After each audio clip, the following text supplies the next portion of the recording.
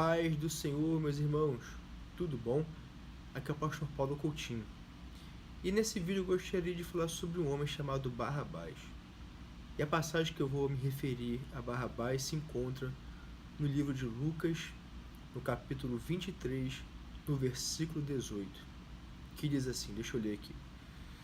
Mas toda a multidão clamou a uma, dizendo, fora daqui com este, e solta-nos Barrabás.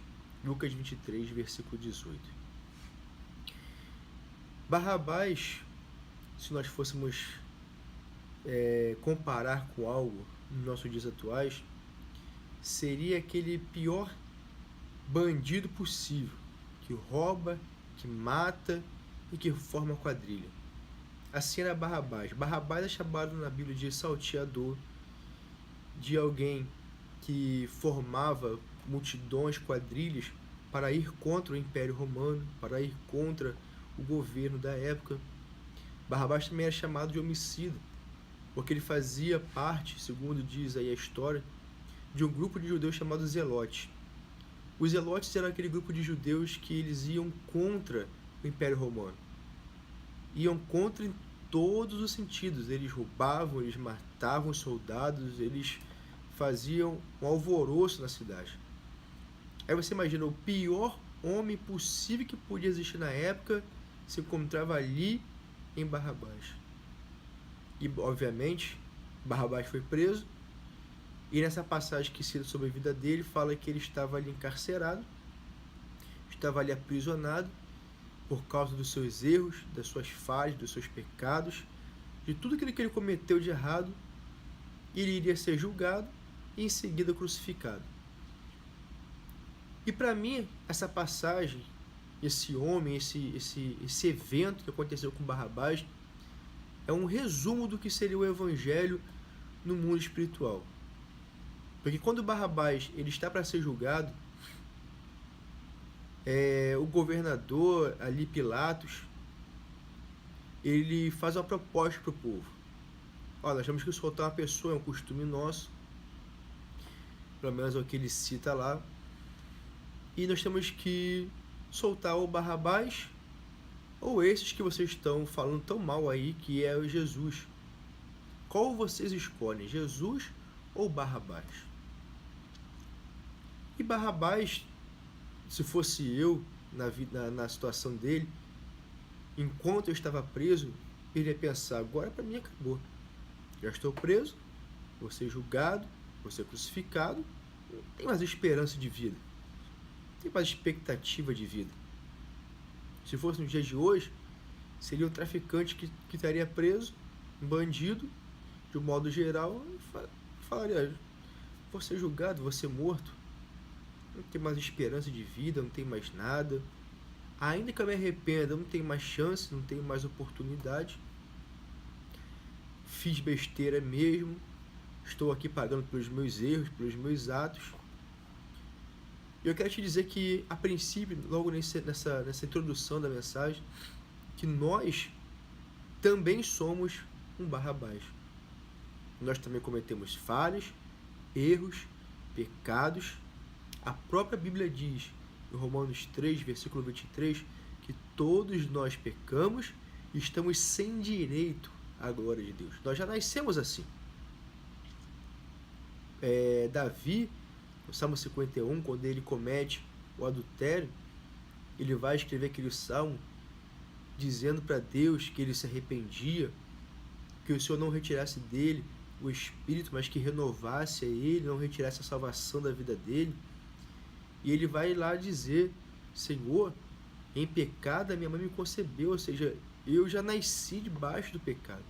Davi sabia que lá em Gênesis, através do pecado original, aquilo ali se espalhou por toda a humanidade. A prova do pecado ter atingido toda a humanidade é a própria morte.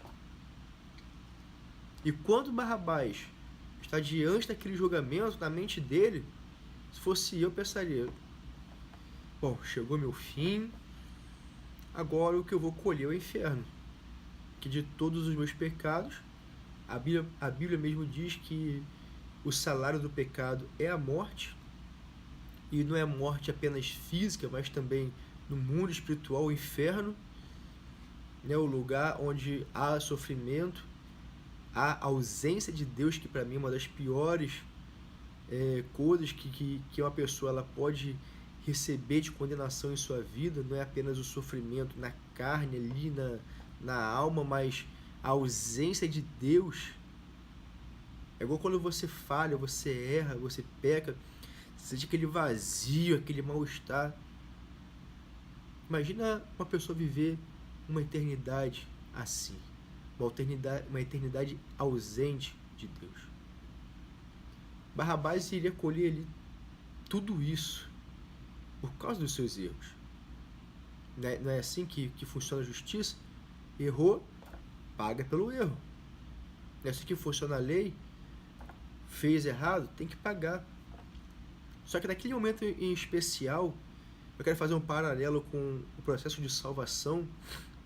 E esse período de Barrabás e de Jesus ali é extremamente importante, porque ele vai retratar exatamente o que acontece quando nós nos encontramos com Cristo. Barrabás ali, se fosse no dia de hoje, poderia ser uma pessoa que se droga, que bebe, que cheira, que fuma, que se prostitui, que está presa à homossexualidade. Mas quando ela está do lado de Jesus, algo acontece. Todo lugar onde Jesus pisa, toda vida que se encontra com Jesus, não tem como ser mais a mesma coisa. E Barrabás ali, talvez ele pensou assim, Jesus não vai ser julgado. A própria Bíblia diz que quando Jesus foi ser julgado, o próprio, se não me falha a memória, foi Pilatos, ele falou assim, mas pelo que eu vou condená-lo? Eu não estou achando erro nele. Por que vocês querem matá-lo? E talvez Barrabás se perguntou assim, é óbvio que eu vou morrer. Um inocente vai morrer no meu lugar? Mas só que a Bíblia vai nos dizer que para haver perdão de pecados, é necessário que alguém inocente morra no lugar do pecador.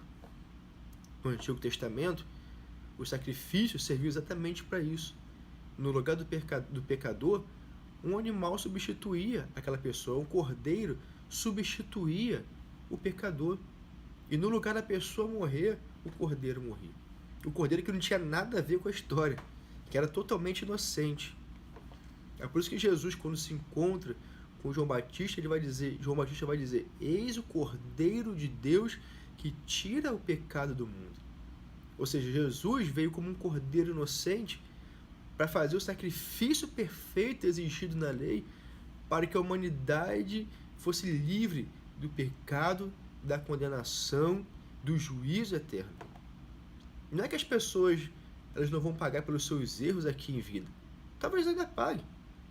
Talvez elas se arrependam, até enfrentem uma pena de morte, uma cadeia, seja lá o que for, seja qual for o processo que a justiça vai determinar para a vida dela. Mas o importante é que ela se arrependa e ainda que morra, como a Bíblia diz, ainda que morra ela viva. Porque Jesus não veio para livrar aqui nessa terra aqui. O principal objetivo de Jesus é nos livrar da condenação eterna. Jesus veio nos livrar do principal problema, que é o inferno. Ainda que ela seja livre aqui, Deus tenha honre a fé dela, né, o processo de transformação na vida dela, ela seja livre, seja liberta, sai dos seus vícios, de tudo isso, ainda que ela fique limpa aqui, mas o principal não é aqui. O principal é que ainda que a pessoa continue presa, ela continue presa, mas com a sua salvação depois da morte. E é isso que Jesus queria mostrar naquele evento com Barrabás. Ele queria dizer, Barrabás, ainda que você seja o maior dos pecadores, e você esteja sofrendo a maior das condenações, que é a cruz, eu estou te substituindo, Barrabás. Quase ninguém presta atenção nisso, mas naquele evento ali, até naquele evento ali, melhor dizendo, Jesus estava salvando. Jesus estava dando liberdade para alguém. Jesus estava livrando alguém da condenação eterna. Ainda que Barrabás fosse pagar pelos seus pecados, pelos seus erros, ainda que a sociedade não viesse recebê-lo como alguém que viesse a ter amizade com todo mundo, fosse alguém amigável, ainda que ele fosse colher os frutos dos seus erros, mas pelo menos ele teria a chance de ver em Jesus um Salvador. E falar assim, eu iria morrer, mas quando Jesus entrou no julgamento comigo, ele me substituiu. E assim Jesus quer fazer na sua vida. Você pode ser maior dos pecadores, você que me ouve, você pode ser maior dos pecadores, mas ainda assim Jesus quer te dar vida eterna. Se você se arrepender verdadeiramente, porque existe arrependimento e existe remorso. Mas se você se arrepender verdadeiramente, o meu Jesus pode te libertar, pode te livrar da morte. É só você querer.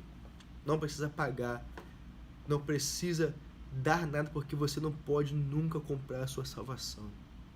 A salvação, ela é um presente.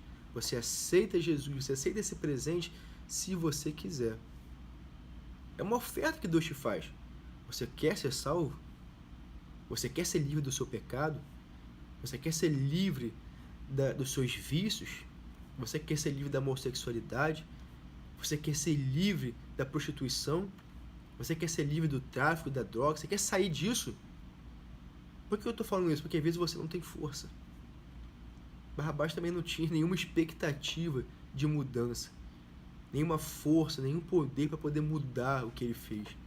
Nós também não temos, eu não tenho. Mas quando Jesus entra na nossa vida, ele está nos dando uma oportunidade de mudança. Aproveite essa oportunidade, porque não vai ter outra. Aproveite essa oportunidade. E Jesus vai te livrar, vai te libertar. Porque um versículo que eu gosto muito é: se o Filho do Homem vos libertar, é o que está escrito, verdadeiramente sereis livres. O médico pode até receitar um remédio, você ter uma melhora, mas liberdade só tem em Deus. Paulo, lá em Coríntios, vai dizer exatamente isso. Aonde o Espírito de Deus está, há liberdade. Se o Espírito de Deus, quando ele fala Espírito de Deus, é o Espírito Santo, porque Jesus falou, eu vou, mas vocês não vão ficar sozinhos, vocês não vão ficar órfãos, eu deixarei convosco outro Consolador, e ele vos guiará por toda a verdade. Ou seja, toda vez que você ora, você precisa convidar o Espírito Santo, fica aqui comigo, eu quero orar, eu quero falar contigo. Toda vez que você pensa, o Senhor, ele sabe o seu pensamento. Ainda que você suba ao lugar mais alto ou desça ao fundo do abismo, lá ele estará contemplando a sua vida. Essa é uma visão da passagem de Barrabás em Lucas 23, 18. Ele era o pior, mas ainda assim, para o pior tem jeito. Para mim tem jeito. Para você tem jeito.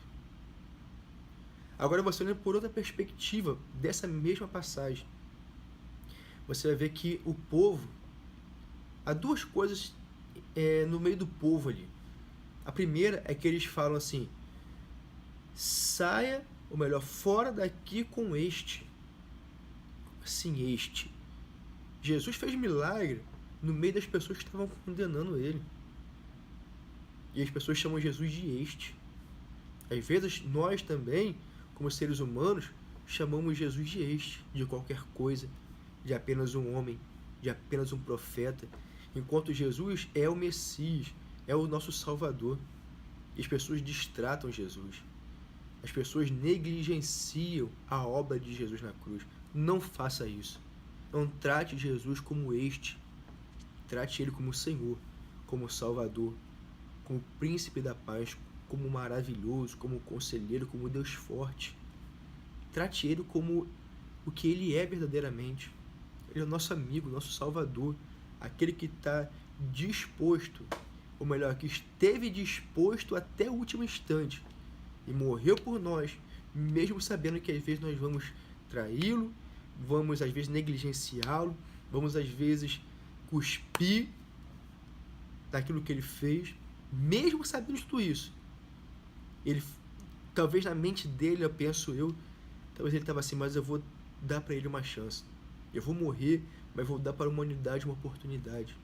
Vou dar para a humanidade uma chance de mudar, de mudança, de salvação.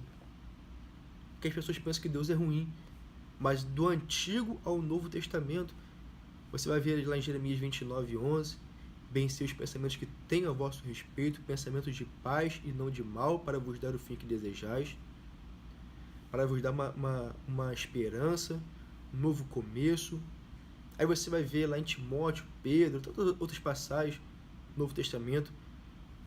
A vontade de Deus não é que as pessoas, o homem, se perca, mas que todos venham ao arrependimento, venham ao pleno conhecimento de Deus, e por aí vai.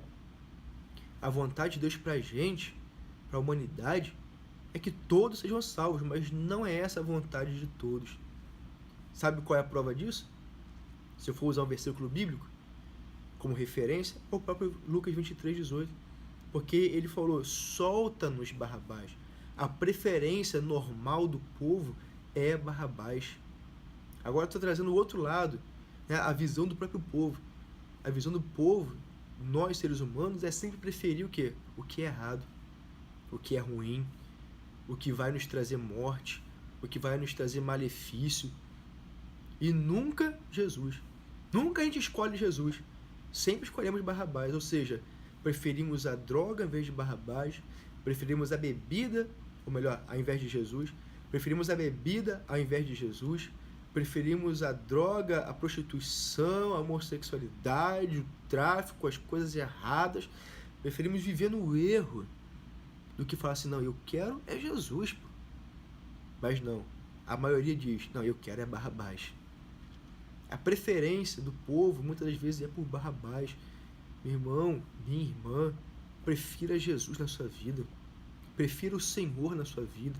Se alguém pode fazer algo por você, te salvar, é Jesus. Ninguém pode te oferecer o que o meu Jesus está te oferecendo, salvação. Não prefira o carnaval, não prefira a bagunça, não prefira continuar a vida errada, não prefira ser um Barrabás, não prefira Barrabás, não prefira o erro, o pecado, não faça isso. Porque Jesus nos prometeu, ele voltará a buscar a sua igreja. Sabe quem é a igreja? Os que são fiéis. Lá em Apocalipse, o Senhor vai elogiar uma igreja a qual ele fala assim, eu sei que vocês possuem pouca força, entretanto, vocês guardaram a minha palavra e não negaram o meu nome. Deus não está à procura, irmão, de super-homem. Deus está à procura de pessoas fiéis à palavra dele, que não negam o seu nome, que não tem vergonha do seu nome. Por isso que Paulo, acredito eu, que Paulo deve ter batido no peito lá em Romanos e falado, eu não me envergonho do Evangelho, porque é o poder de Deus para a salvação de todo aquele que crê. O Senhor Jesus, ele quer pessoas fiéis. Ele não quer apenas pessoas que estejam seguindo ele, porque seguidores de Jesus, lá em João 6, tinham vários. Não era um. A Bíblia vai dizer que multidões de discípulos seguiam Jesus. No final de João 6, você vê que restaram apenas 12. A qual Pedro se levanta e fala, Senhor, para onde nós iremos, se só tu tens as palavras de vida eterna? Pedro poderia ter todos os defeitos possíveis, mas ele acreditava em Jesus. E para Jesus, isso era suficiente. O próprio Jesus diz, se a sua fé for pequena, do tamanho de um grão de mostarda, já é suficiente para uma montanha se mover. Então não pense, irmãos, que Jesus está à procura de pessoas perfeitas. Eu não sou perfeito, você não é perfeito. Nós buscamos diariamente a perfeição, ou seja, melhorar para fazer mais ou fazer melhor para o nosso Deus. Mas perfeito nunca seremos. Mas nós não nos acomodamos com isso. O próprio Paulo, o apóstolo Paulo diz em Romanos 12, versículo 2, não vos conformeis com este mundo ou com este século, mas transformai-vos pela renovação do vosso entendimento. Se você pensava antes que aquilo que era errado era certo, você vai deixar isso e vai vivenciar o que é certo conforme a palavra de Deus. Não prefira Barrabás, prefira a palavra, prefira o Senhor. Que o Senhor te abençoe e que você possa tomar essa decisão, porque seguir a Cristo não é um sentimento. Seguir a Cristo, seguir a Jesus é uma decisão. Você precisa estar decidido a se entregar a Jesus. Porque quando você decide isso, que você bate o pé, bate nessa tecla, meu irmão, podem te oferecer o que for, você sempre vai preferir Jesus e não Barrabás, e não pecado. Então, que você faça essa oração comigo agora. Se você deseja se entregar para Jesus, faça essa oração. Talvez você pense assim, será que Deus vai me ouvir através de um vídeo? Vai. Porque Jesus nos ensinou algo muito simples. Quando orares, entra no teu quarto, fecha a porta. O teu pai que te vê o que está em secreto vai te ouvir e vai te recompensar publicamente. Você pode estar trancado no seu quartinho, dobrar o seu joelho, Deus vai te ouvir. Deus vai te ouvir agora, se você orar comigo. Então feche os seus olhos e repita o que eu vou falar. Senhor Jesus, eu me arrependo dos meus pecados, dos meus erros, das minhas falhas. Porém, Senhor, eu também te entrego a minha vida, porque eu confio na obra expiatória, eu confio no sacrifício que o Senhor fez na cruz do Calvário. Por isso, meu Senhor, entrego a Ti o meu caminho, entrego a Ti a minha vida, entrego a Ti todo o meu ser. Eu creio, acredito na Tua palavra que diz que o Senhor morreu e ressuscitou ao terceiro dia, que subiu aos céus, está sentado à direita do Pai, o Deus Todo-Poderoso, Criador dos céus e da terra. A Ti entrego minha vida, me perdoa, Senhor. Escreve meu nome no livro da vida, porque eu não seguirei mais o mundo, mas seguirei os Teus passos, seguirei a Tua palavra. Amém. Pronto. É muito simples. Mas no mundo espiritual você não sabe o que está acontecendo. No mundo espiritual você quebrou um vínculo. Você quebrou o vínculo com o pecado, com o mundo. Agora a sua vida está na mão dele. Mas, pastor Paulo, o que eu tenho que fazer agora? Procure uma igreja evangélica.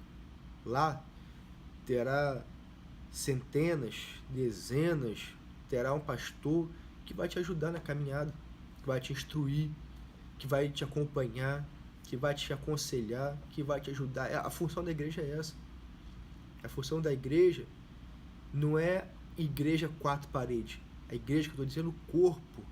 A igreja que Jesus falou que todos nós somos membros do mesmo corpo. Isso é a igreja, a qual Jesus é o cabeça. Lá na igreja vai ter alguém que vai te ajudar, que vai te aconselhar. Você vai frequentar a escola bíblica, você vai fazer parte de algum ministério, de alguma obra. Você vai crescendo, vai se batizar. É muito importante você se batizar, porque o batismo é como se fosse o sepultamento, o funeral de alguém. É quando publicamente você está declarando: morri para o mundo, mas estou vivendo para Cristo. O apóstolo Paulo mesmo disse isso. Vivo não mais eu, mas Cristo vive em mim. Não era Paulo mais que estava vivenciando, mas Cristo em Paulo estava vivendo. Ou seja, Paulo deixou de lado a sua vontade, o seu eu, para fazer a vontade de Deus. E quer coisa melhor do que a vontade de Deus? Você não precisa beber, você não precisa se embriagar, não precisa se prostituir, não precisa se relacionar com diversos homens e mulheres, não precisa fazer parte de coisas erradas para poder ter a paz que você só encontra em Cristo. A paz que Paulo diz lá em Romanos 5:1 não é a paz de deitar a cabeça no travesseiro, mas é porque a Bíblia vai dizer que nós somos inimigos de Deus enquanto nós não temos a Jesus.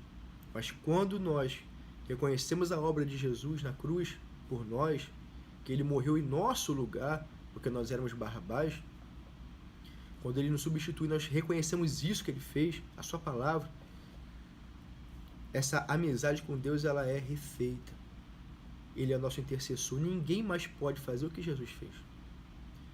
Não existe imagem, não existe escultura, não existe símbolo, não existe cordão, pulseira, roupa, maquiagem, nada que vai fazer ou substituir o que Jesus fez por você. Não existe outro intercessor.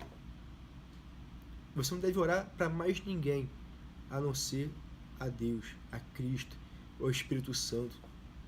A única pessoa que é chamada de intercessor na Bíblia é Jesus, é o Espírito Santo, que faz parte da Trindade. Quando você ora, ele te ouve. É muito simples, o Evangelho é muito simples. Infelizmente o homem tenta complicar, botando vários passos, vários empecilhos no meio do caminho, mas o Evangelho é muito simples. Você fala, você ora, Deus te ouve. Pronto. Não precisa de mais nada. Então que você possa, se você não fez, faça essa oração, se entregando a Ele, e você vai ver o que Deus vai fazer na sua vida. Escuta o que eu estou te falando, você vai ver o que Deus vai fazer na sua vida. Quando você se interessar, se aprofundar em conhecer o Senhor, você vai ver como que é maravilhoso estar na presença desse Deus. Como é bom saber que você é salvo, que você está ali dentro da palavra do Senhor e que o Senhor Jesus está lá em cima, de braços abertos te esperando. Porque o dia do Senhor virá, irmãos. E os que reconheceram Jesus como Senhor e Salvador serão salvos. Mas os que estão rejeitando a Jesus, diz lá em João, que eles não vão ser condenados, que eles já estão condenados. Quem crê será salvo. Quem não crê já está condenado. A condenação começa aqui, com a rejeição a Jesus. Aqueles homens que rejeitaram Jesus já estavam assinando a sua sentença. Se não se arrependeram, infelizmente foram para o inferno. Mas os que se arrependeram, que confessaram a Jesus como seu Senhor e Salvador, foram salvos. Faça isso também, e você verá as grandezas de Deus em sua vida. Deus te abençoe, em nome de Jesus. Se inscreva, acompanhe os vídeos aí, e Deus te abençoe poderosamente. Amém.